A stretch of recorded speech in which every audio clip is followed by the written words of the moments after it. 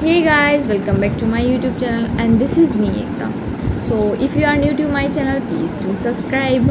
So आज हम इस वीडियो में बात करेंगे कि आप बीएससी नर्सिंग स्टूडेंट मतलब जो बीएससी नर्सिंग के लिए महर्षि मार्कंडेश्वर यूनिवर्सिटी में आकर एंट्रेंस एग्ज़ाम देना चाहते हैं उनको कैसे आना है, क्या काउंसलिंग का सिस्टम है, क्या फ़ीस है। मतलब फ़ीस से related we are not talking about but we will talk about the counselling, entrance exam कैसा था, क्या पढ़ना चाहिए और कैसे पढ़ें, थोड़ा बहुत उससे रिलेटेड मैं बताऊँगी आपको।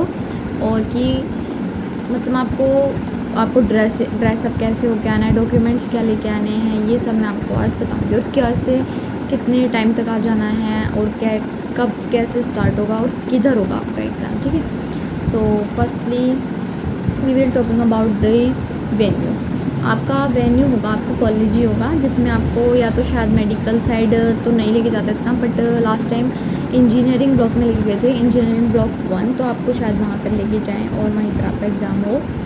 तो आपका एग्ज़ाम होगा कैसे, मतलब लाइक आपका एग्ज़ाम कंप्यूटर बेस्ड होगा, पेन बेस्ड होगा। आपका एग्ज़ाम होगा कंप्यूटर बेस्ड और उसमें कोई भी नेगेटिव मार्किंग नहीं होगी। तो आपको सारे क्वेश्चन करने हैं A to Z। और मैं आपको बताऊं, अगर आप ऐसे ही करोगे कि आप फिज़िक्स का बाद में स्टार्ट मतलब लास्ट में करोगे और सबसे पहले इंग्लिश का करोगे तो आप जल्दी से अपना एग्ज़ाम कर पाओगे और कोई भी आपका एग्ज़ाम छूटेगा नहीं। दैट्स वाई फिज़िक्स से स्टार्ट करना, मैंने भी वहीं से स्टार्ट करा था और मेरा भी उसी वजह से जल्दी हो पाया था। और आपको इंग्लिश में क्या पढ़ना है, इंग्लिश और नर्सिंग एप्टीट्यूड में आप सब सोच रहे होंगे कि हम क्या पढ़े क्योंकि 12th और 11th में तो हमने कभी ये पढ़ा ही नहीं, मतलब कि नर्सिंग एप्टीट्यूड नहीं पढ़ी। बट इंग्लिश ऐसा नहीं हो, इंग्लिश भी ऐसी होगी कि आपकी 12th 11th से रिलेटेड नहीं होगी, क्योंकि हम इंग्लिश में सिर्फ ऐसे आर्टिकल्स ये सब पढ़ते हैं, ज़्यादा ये नहीं पढ़ते जो उसमें आएगा।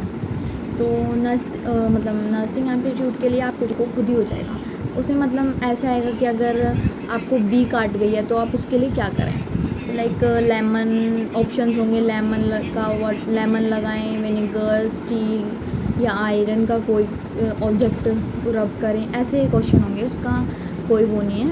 और रही बात इंग्लिश की, इंग्लिश को आपको कैसे पढ़ना है, मैंने लास्ट टाइम करा था कि मैं जैसे CUET का एग्ज़ाम भी मैंने दिया था, तो CUET के एग्ज़ाम के लिए जो मैंने उसमें वीडियोस आती हैं ना, CUET एग्ज़ाम इंग्लिश, वो वीडियो देख के गई थी। मैंने 2 वीडियोस देखी थी, बस उसमें से ही मैंने समझ आ गया था और एग्जैक्ट वैसा ही था जो उसमें MMDU के एंट्रेंस एग्ज़ाम में आया था। दैट्स वाई उसको ज़्यादा मत पढ़ना, बस जब आप जाओगे उससे 1 दिन या 2 दिन पहले पढ़ लेना, मतलब वीडियो देख लेना, आपका हो जाएगा इंग्लिश।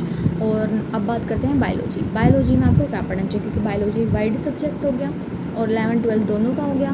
तो आपको क्या करना चाहिए, सबसे ज़्यादा तो पहली बात तो ये है कि आपको 12th का सबसे ज़्यादा पढ़ना है, क्योंकि 12th मेन है और 11th का इतना नहीं आता। आपको 12th में बायोलॉजी का जो MCQs होते हैं, MCQs पे ज़्यादा फोकस करना है। लाइक आपके जैसे CBSE के,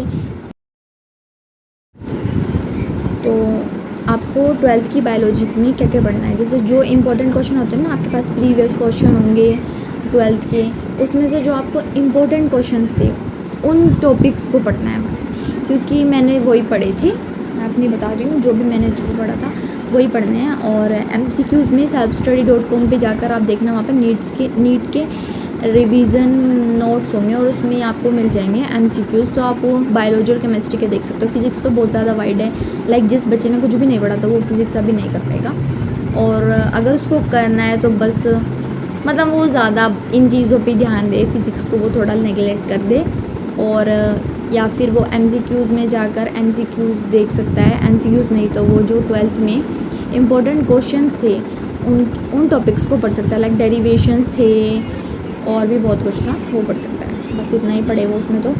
और अब हम बात करते हैं कि आपको एग्ज़ाम हॉल में कितनी जल्दी और मतलब कितना टाइम लगेगा। एग्ज़ाम हॉल में आपको जल्दी पहुंचना है और फिर आपको 30 मिनट्स पहले एग्ज़ाम हॉल में बिठा देंगे, पेरेंट्स वगैरह सब बाहर रहेंगे,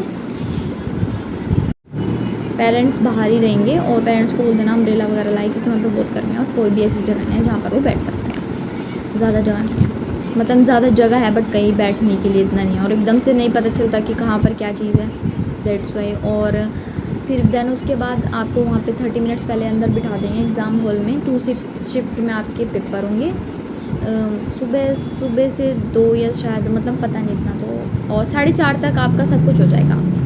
फिर आपका जैसे एग्ज़ाम हो जाएगा उसके बाद जो आपकी काउंसलिंग है वो स्टार्ट हो जाएगी, और उसी टाइम आपकी वो फ़ीस फर्स्ट सेम की ले लेंगे। मतलब 8 सेम का होता है ना नर्सिंग, 4 ईयर 8 सेम, तो फर्स्ट सेम की आपकी फ़ीस वो आपकी काउंसलिंग के टाइम ले लेंगे।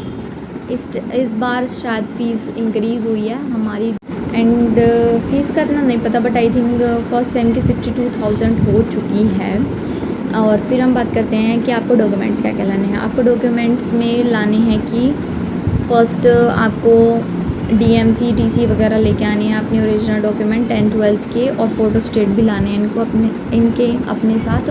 फिर उसके बाद आपको अपनी 6-7 फ़ोटो स्टेट, मतलब फ़ोटो स्टेट नहीं, आपको अपनी पासपोर्ट साइज़ फ़ोटोज़ लानी है। देन उसके बाद we will talking about the dress. आपको ड्रेस क्या पहन के आनी है। आप अपना नॉर्मल जीन्स और टॉप, सैंडल, शूज़ जो भी आप पहन के आना चाहते हो वो आप पहन सकते हो, क्योंकि ऐसा कुछ नहीं है जैसा नीट में होता था कि आपको लोवर पहन के आना है, टी-शर्ट पहन के आने हैं, बिल्कुल मतलब ऐसा नहीं है कुछ भी। आप नॉर्मल अपने कैजुअल क्लॉथ्स में आ सकते हैं। और जो आपका मतलब आपको कैलकुलेटर अलाउ है या नहीं, वहाँ पर आपको कोई कैलकुलेटर अलाउ नहीं है, फ़ोन भी नहीं अलाउ है, और आपको कोई smart watch, nothing should be provided और नॉट, यू शुड नॉट, तो कोई भी स्मार्ट वॉच वगैरह नहीं लेके जानी है अंदर एग्ज़ाम हॉल में, वो आपको निकलवा लेंगे पहले ही, इसलिए आप ना लेके आएँ। मतलब लेके तो आना ही पड़ेगा फ़ोन वगैरह, बट वो आप अंदर अपने पेरेंट्स को दे दें, जिसके साथ भी आप आ रहे हैं उसको दे दें। So that's all about my video. If you have any query then do comment, please do like, subscribe and also press the bell icon. Bye bye guys.